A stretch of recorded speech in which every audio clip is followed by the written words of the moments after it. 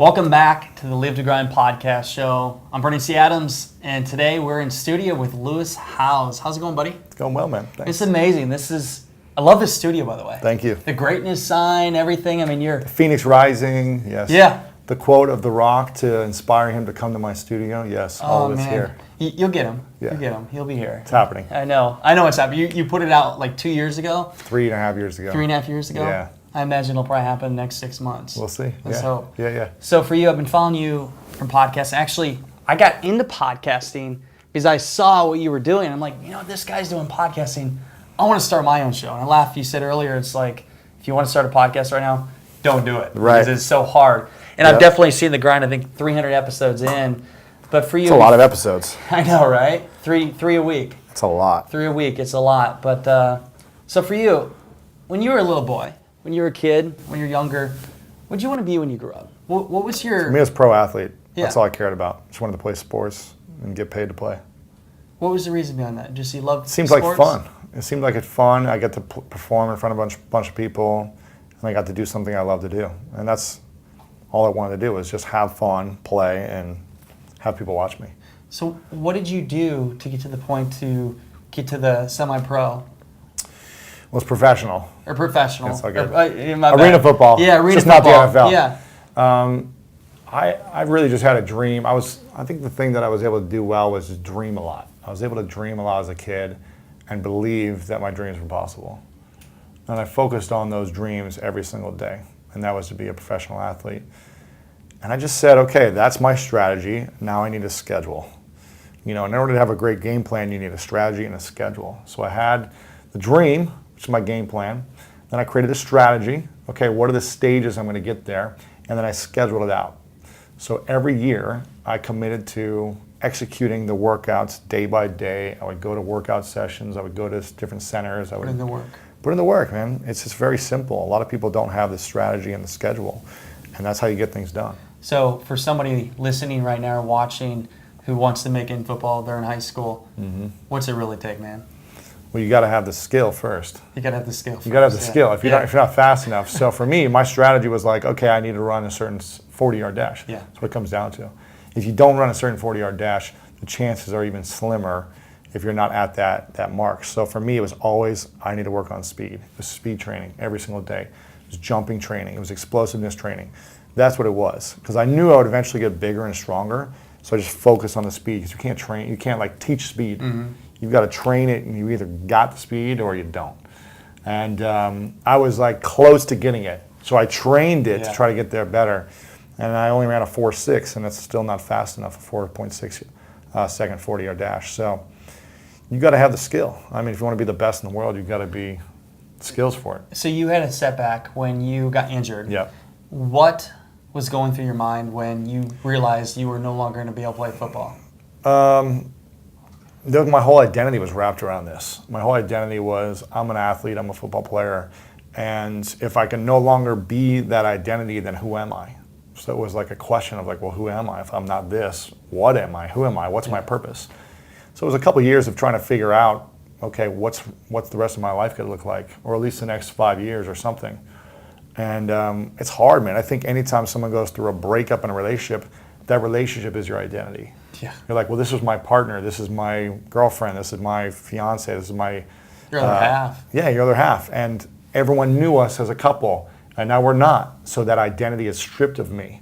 So you go through of like, okay, well, that's why a lot of people, they'll be single for a while. They'll either jump right back into a relationship because they don't know how to handle it being single, or they'll be single and they'll learn all these new things about themselves. They're like, oh, I forgot how much I used to love doing this, and I used to like doing this.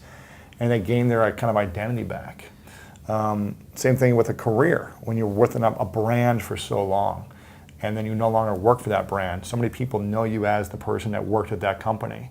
Maybe you were important in that company, and now you no longer have that importance, and you lost the job, or you decided to leave and try something else, and you're not that anymore. It's a new transition. So it's just transition, yeah. So I think that's the scariest part, is uncertainty. So in that 2 years, what were some of the things you did while trying to find yourself? I seeked out to a lot of mentors. I just said I need to find people who have achieved something at a high level. It didn't matter what industry. I just wanted to meet people who had achieved more than I had, and that was pretty much everyone.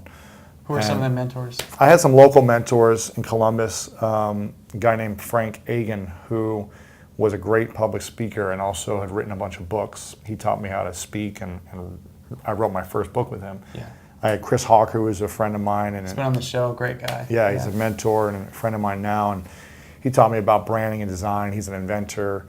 He taught me about, sales, marketing, everything. So I learned so much about having an idea and turning it into a physical thing that people bought from him. Then I had another great mentor named Stuart Jenkins, who just taught me about life and how to be a good human being. And it's a good thing to have. Yeah, just like he was just really successful at everything. Like he had a great kids, great wife, great way of his essence was just so profound. He was very successful in business as well, and I was just like, you're just a great role model. We all need that. And Yeah. again, we were talking before about just so many people go for the dollar. I mean, you need the money to sustain, but when you start going towards a passion and actually doing things for a bigger impact, people trust you more and you get more in return. I think so many people need to see that early on. And it takes, maybe a divorce or something bad to happen in their life where they realize it. Yeah. It's cool to see you realize it at such a young age. So for you, that transition, LinkedIn, webinars, and now your podcast show. Yep. How have you been able to transition your brand? Because like you said before, when you're known for something, you have to change it. How do you transition your brand? Reinvention is hard because some people, so many people, I started getting into LinkedIn early on, and so many people saw me as the LinkedIn guy because I branded myself as that. Yeah. I was like, this is who I am. This is another identity that I'm going to wear because I wanted to build my personal brand around that. And then as I transitioned out of it, it was hard because everyone kept saying, well, aren't you this guy and aren't you this guy? I said, no, now this is what I'm focused on. And I'm constantly doing that. Like, this is what I'm focused on. This is what I'm focused on. And it's challenging. I think it starts with the design, as opposed to saying everything that's one thing from the past. You got to show it. Design so that when people see it, they say, okay, I can see what this is now. And maybe some people are going to linger from past conversations, but you're just putting it out there, and then you're messaging, you're talking about new things, you're putting it out there on social media as well to show people what you're going to be now. So why did you get in podcasting? When you first started, 5 years ago? Yeah, I got in for a few reasons. One, I was in transition. I had sold a company, and I wasn't sure what I wanted to do next. Yeah. I was like, what do I want to talk about? Who do I want to be? What business I want to build?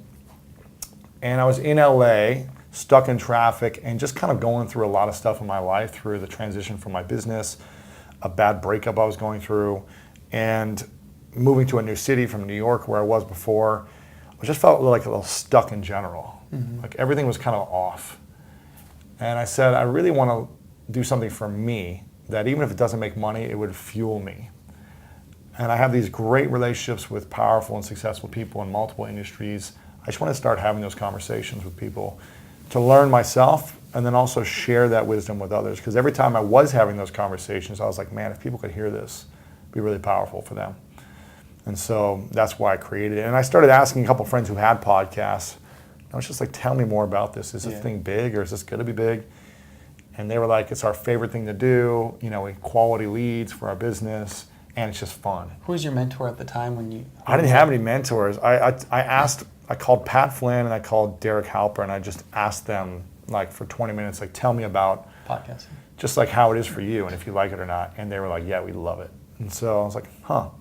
I just had a feeling like it was going to blow up. This was before everyone had smartphones were coming in, almost like everyone had them, but they weren't yet.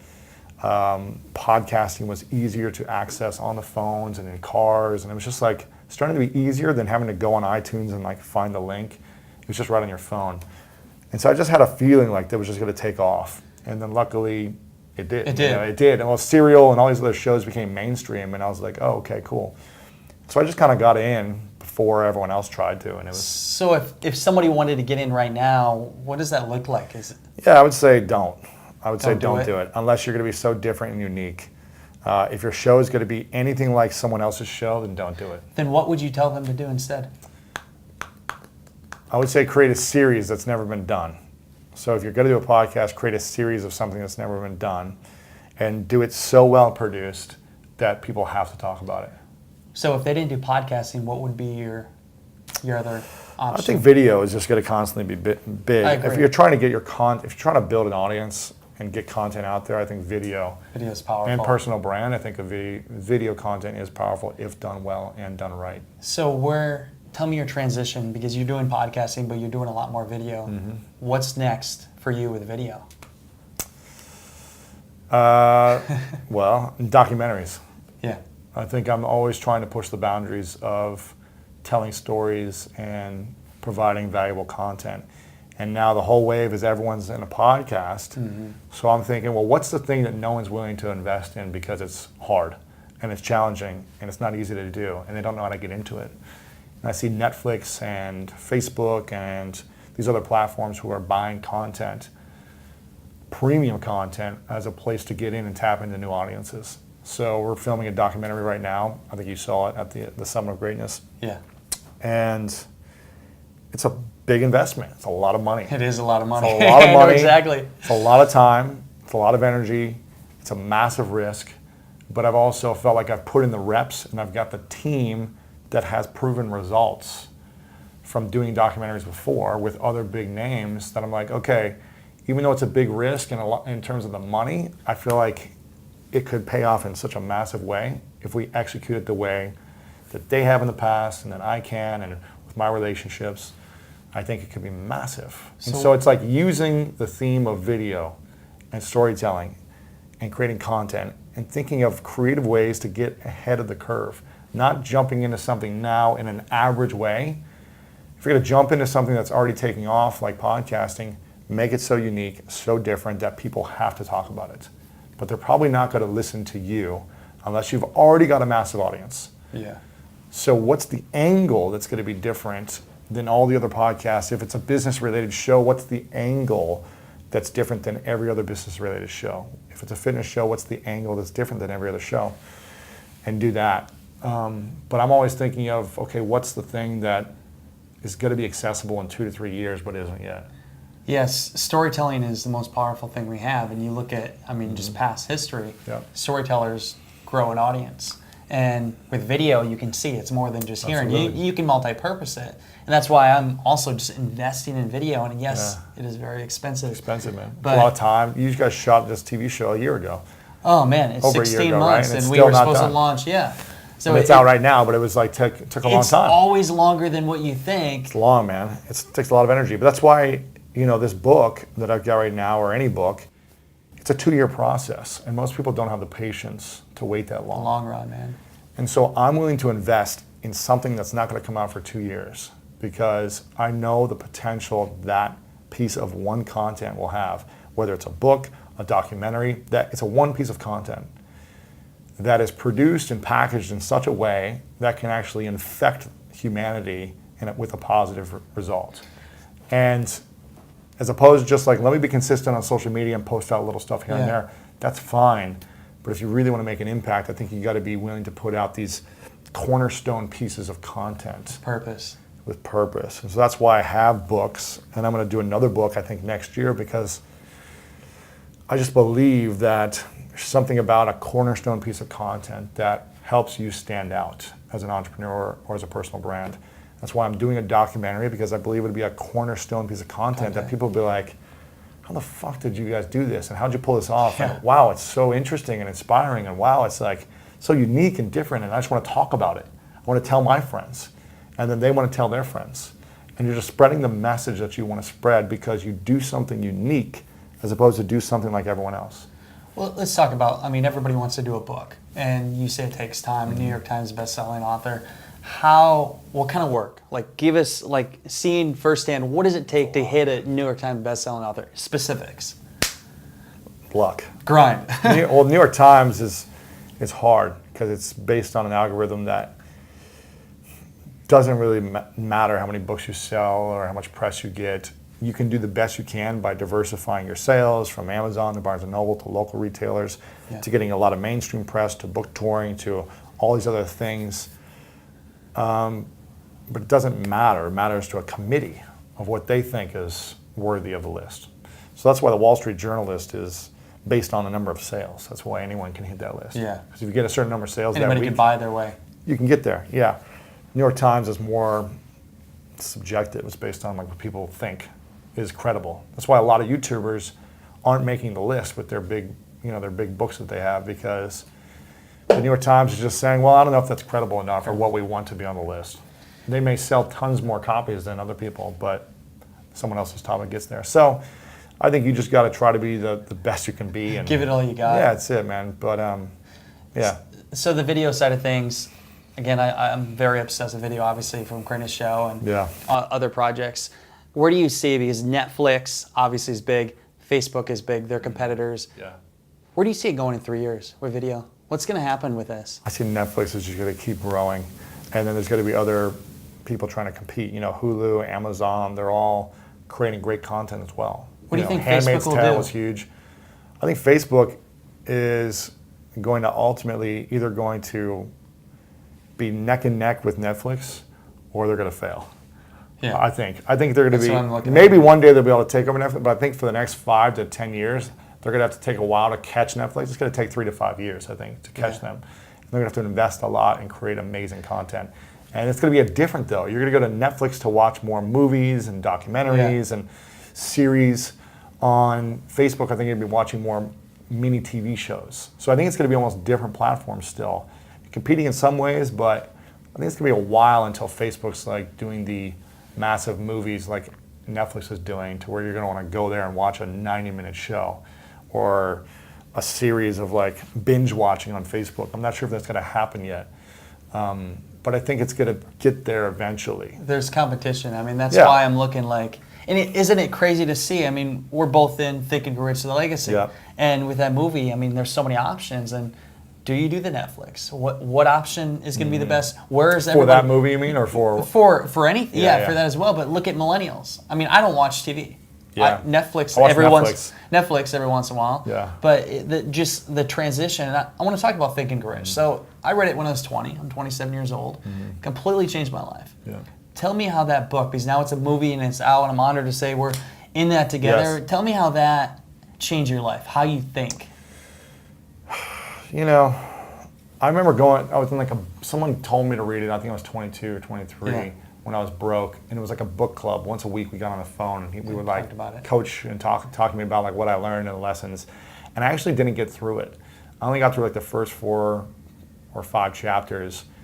And because I was so busy executing on what I learned in the first few, just like the catalyst, the ideas. I don't even remember everything that I was talking about, but just the idea of a mastermind was powerful for me, and being around these people. So I just said, okay, I'm gonna go do that then. I don't need to keep reading. I'm gonna go be around rich, successful people and learn from them. So I just executed. I was like, all right, got it. Now let me go apply it. And that's for me, I've always been a good student of if you tell me something that works, I'm going to go apply it and try it. And I'll try it for a while until I get good at it. Yeah. And so I'll miss out on so many other things because I'm like, oh, this one thing worked, let me just ramp it up. So when I first did my first webinar, it worked. I made money and I was like, this is it. I'm going to do this every day for the next rest of my life if it continues to work. And I just fixated on that one thing for so many years. And it worked. So it's like, I didn't have to learn everything else right then. Focus on that specialized knowledge on one thing. Yeah, I just needed to get results. And so I got results and I kept fixating on it. And then as I got to a certain point, I was like, all right, let me learn some other stuff. Yeah. And let me apply something else to streamline it so I'm not working all day on this. And then we learn something else to reach more of an audience and all these things. But I think a lot of people also try to learn too much right away. Yeah. Just take one idea from a podcast or one thing from a book. Don't try to do all of it at once. One thing from a conference and go execute for 3 months. I think the one thing that we both agree on is, for in the book, it's the Mastermind Principle. We both do masterminds, and I love seeing on stage. We have Sterling Griffin, a common friend, and everything he's accomplished, which is so cool to see. Yep. But you are the average of the 5 people you hang out with. And when you bring people together, you can learn so much. I'm not the smartest guy. I just surround myself with people who know what to do. Yeah, exactly. Relationships is it, man. Relationships are key. And that's the thing. You can never have too many inspiring relationships. No. So I'm always willing to connect with people just to meet them and add value and try to find one thing that I can learn that I can apply. Don't try to learn it all, just one thing. One thing.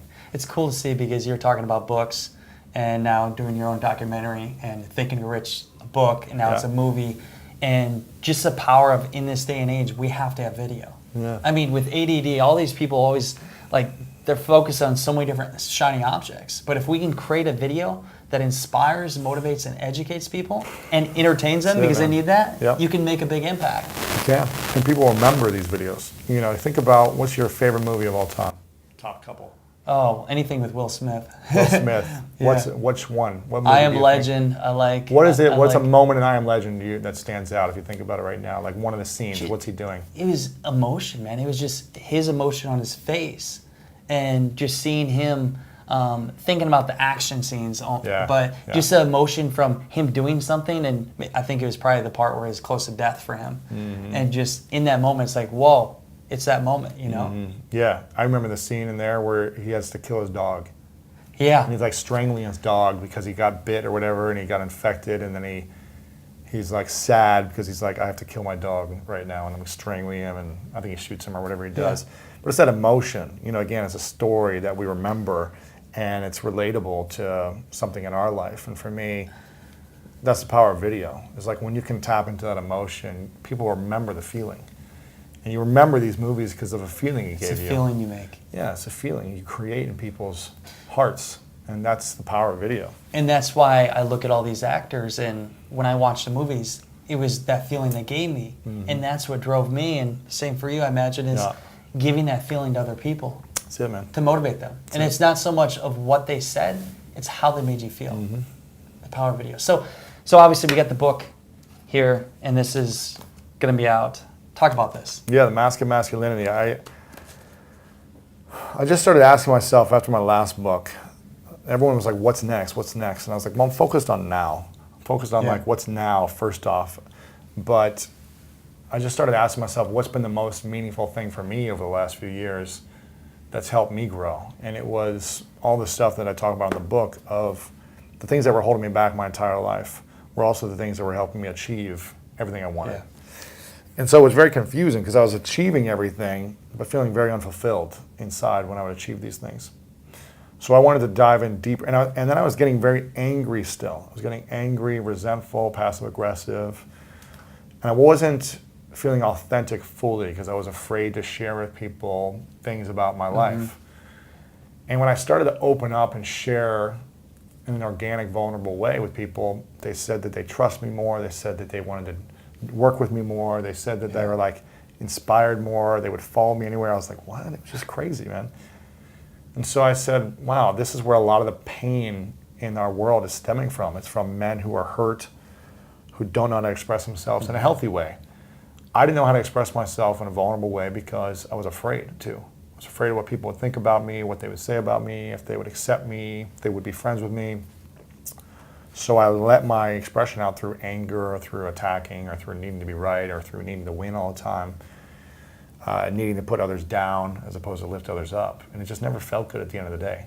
In that moment, maybe it felt like good to do something, but I always felt like dirty, you know, and never like felt enough. So I just started to shift out of it and started trying to lift others up. And listen, I wrote this because I need it the most for myself. Because even this morning I got angry and upset and wanted to punch someone in the face because of what I felt like he was doing to me. And I felt very attacked by this person that I trusted with a relationship that I'd introduced to him. And I felt like he abused it. And I was like texting him just kind of like angry. I was like, dude, you keep making excuses. You're not being responsible.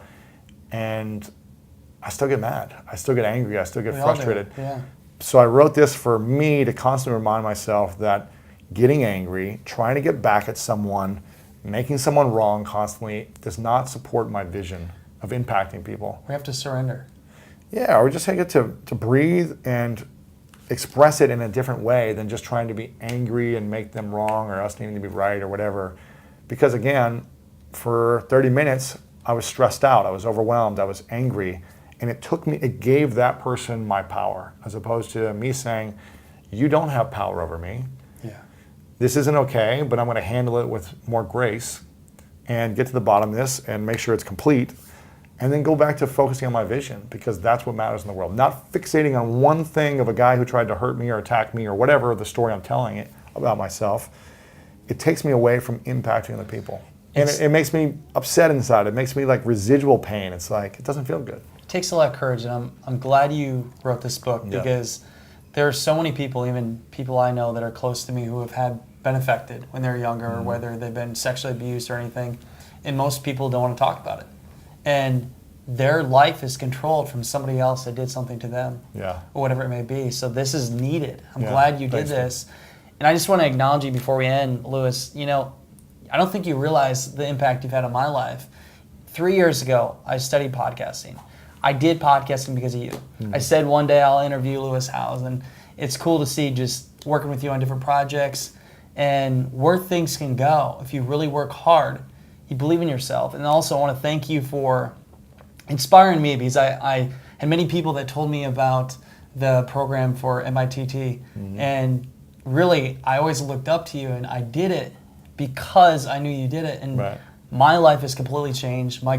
Just got engaged, my girlfriend, like that saved my relationship, and you've done so much for me, so I want to acknowledge you, and I know you're doing that for so many other people, and I thank you. I don't know how else I can thank you any other way, but I really appreciate it. And you make me cry. But so if we end this first, for all of you listening, get this book, check it out, check out his podcast show. This guy has influenced me to do many big things. And for you, Lewis, before we go, what's your advice? Just anything you want to leave with the audience? Is this mostly entrepreneurs? Entrepreneurs, people looking to get into business. My advice is to focus on something that brings you a lot of joy and brings you a lot of excitement to work on, that can also make you a lot of money. Because if you're just doing something you love but it doesn't make money, then it's a hobby. So you got to figure out a way to package your passion and turn it into some type of income for yourself. But if you're just going after some business or getting into it because it's going to make you a lot of money, eventually you're going to ask yourself, well, how can I find something else to bring meaning to my life? So you might as well try to work on both at the same time from the start. Good stuff, man. Hey, take that to heart for all of you listening and watching. You know what time it is? It is time to go out there, create something great, and become unforgettable, because life is too short not to. I'm Bernie C. Adams. We'll see you later.